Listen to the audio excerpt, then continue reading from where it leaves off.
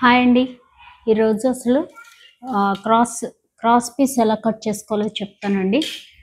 ఇది చూసారు కదా సెల్విడ్జ్.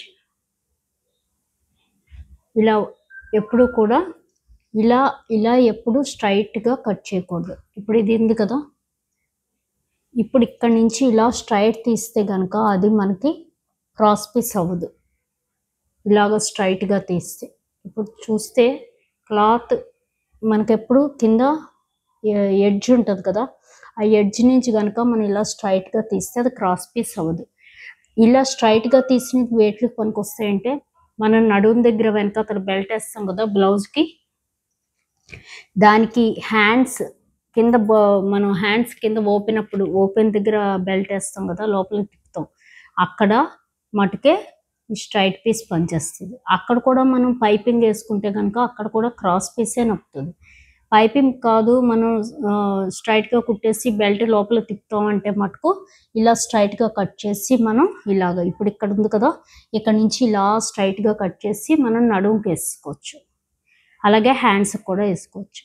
అలా కాదు మనం నెక్కి కానీ పైపింగ్ కానీ కావాలి అంటే కనుక మనం ఇలా స్ట్రైట్గా కట్ చేస్తే మటుకు అది నప్పదు. ఇది చూసారు కదా, ఇలా ఇలా అంటే మనకి సాగదు, ఇది ఇలా స్ట్రైట్గా ఉన్నది. అదే చూడండి క్రాస్ అంటే ఇదిగో ఇలా క్రాస్గా తిప్పినప్పుడు ఈ కార్నర్ నుంచి మనకి ఇలాగా ఇప్పుడు చూసారు కదా, ఇలా కట్ చేస్తే స్ట్రైట్ అవుతుంది, ఇలా కట్ చేస్తే మనకి క్రాస్ అవుతాయి. మనకి క్రాసులు మనం ఎలాగా క్రాసులు కట్ చేసుకుంటామో ఇలాగా ఇలా పెట్టి మనం ఇలా కట్ చేసుకోవాలి. క్రాస్ ఎప్పుడు కూడా బయాస్ టేప్ ఎప్పుడు కూడా మనం ఇలాగా క్రాస్గా 1.5 కానీ 1.25 కానీ విడ్త్ తోటి కట్ చేసుకోవాలి. అదే మనకి క్రాస్ పీస్ అవుతుంది. ఇలాగ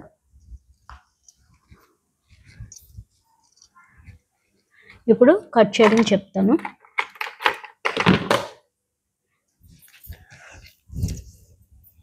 ఇప్పుడు ఇలా ఉంది కదా, ఇక్కడ చూడండి మీకు తెలుస్తుంది. ఇప్పుడు ఇక్కడ ఇలాగంటే కనుక మనకి చూసారు కదా ఎంత సాగుతుందో, క్లాత్ సాగుతుంది. అప్పుడు మనకి నెక్ కుట్టేటప్పుడు మనం నెక్ రౌండ్ షేప్ కుట్టేటప్పుడు అది మనకి ఎలా అంటే అలా తిరుగుతుంది, ఇలా సాగేదైతే. అదే స్ట్రైట్ పీస్ అనుకోండి, మనం రౌండ్ అవి కుట్టేటప్పుడు ఆ కరువు తిరగవు. అక్కడ మళ్ళీ మనం ఒక చిన్న ప్రిల్లు పెట్టుకుని ఇలాగా కుట్టుకోవాల్సి వస్తుంది. స్ట్రైట్ పీస్ తోటి కూడా కుట్టచ్చు నెక్, కానీ ఏం చేయాలంటే రౌండ్ తిరిగే ప్రతి ప్లేస్లోనూ మనం చిన్న ప్రిల్లుని ఇలా పెట్టుకుని అప్పుడు మళ్ళీ మనం ఇలా తిప్పుకుని కుట్టుకోవాల్సి వస్తుంది స్ట్రైట్ పీస్ అయితే. అదే క్రాస్ పీస్ అయితే మనం ఎలా తిప్పితే అలా తిరుగుతుంది. అలాగే ప్రిల్లు పెట్టాము అంటే మనం అక్కడ మళ్ళీ ఒక చిన్న కటింగ్ ఇస్తే కానీ మనకి లోపలికి తిప్పుతాం కదా, అప్పుడు తిరగదు.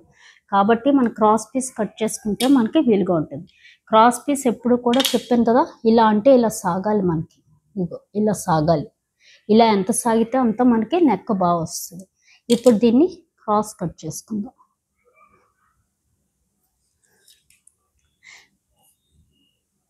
చూసారు కదా, ఇలాగ 1.5 కానీ 1.25 కానీ మన ఇష్టం. నెక్కకు 1.25 అయితే సరిపోద్ది. నేను మామూలుగా 1.5 ఇది ఉంటుంది స్కేలు, అది అలాగే పెట్టి ఇలా కట్ చేసుకుంటే మనకి ఇలాగ ఎన్నైనా మనకి ఇలా కట్ చేసుకోవచ్చు. చూసారు కదా,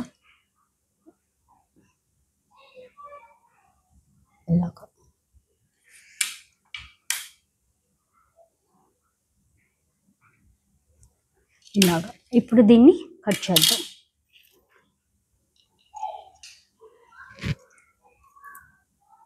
ఇక్కడ కూడా ఒక పీస్ వస్తుంది ఇలాగ. చూసారు కదా, మనకి ప్రతి పీస్ పనిచేస్తుందండి క్రాస్ పీస్. ఈ ముక్క కూడా నేను కార్నర్ కూడా మన ఇది పనిచేస్తుంది. కాకపోతే మనకి కుట్టేటప్పుడు చిన్న ముక్క కుట్టుకోవాలంటే మనకి చిక్కాకు వస్తుంది. కాబట్టి మనం ఇంత బిగ్గుదైతే ఒక 2 పీసులు 3 పీసులు అతికితే నెక్కకి సరిపోద్ది. కానీ ఇవన్నీ ఎప్పుడు అవసరం అవుతాయి అంటే మనకి గమ్ముని కావాల్సి వచ్చినప్పుడు, క్లాత్ లేకపోతే అప్పుడు ఇవన్నీ అవసరం అవుతాయి, చిన్నవి కూడా.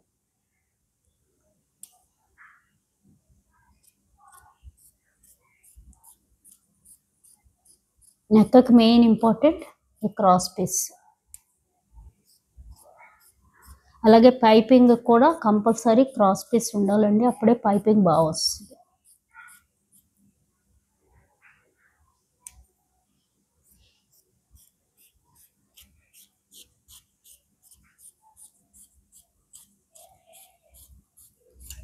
ఇంతే, ఇలా కట్ చేసిన దాన్ని ఇప్పుడు మనం పైపింగ్ వేసుకుందాం.